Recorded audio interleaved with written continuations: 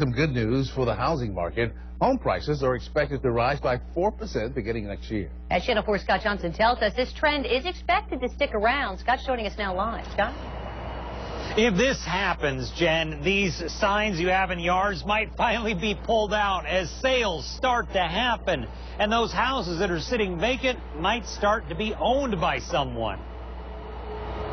Been as depressed about real estate as the market itself. You're not alone, as foreclosures have gone up and sales have gone down. But soon that could change. Market watchers predict home prices could go up 4% each year for the next 5 years. Once the values stabilize and start appreciating again, it'll allow for lenders to widen the requirements a little bit. I sat down with Mark Boyer, CEO of Foundation Financial. He says South Florida sales are starting to go up, possibly because there are more foreclosures in South Florida than almost anywhere in the nation.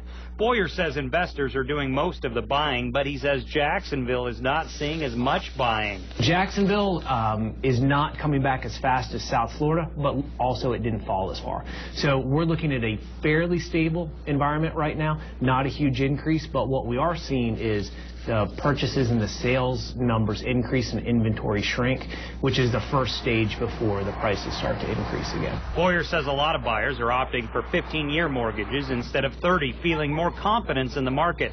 But he adds you might be running out of time to get a great deal, as the market may have already hit rock bottom. Jacksonville is not coming back as fast as South Florida, but also it didn't fall as far. So we're looking at a fairly stable environment right now, not a huge increase, but what we are seeing is the purchases and the sales numbers increase and inventory shrink, which is the first stage before the prices start to increase again.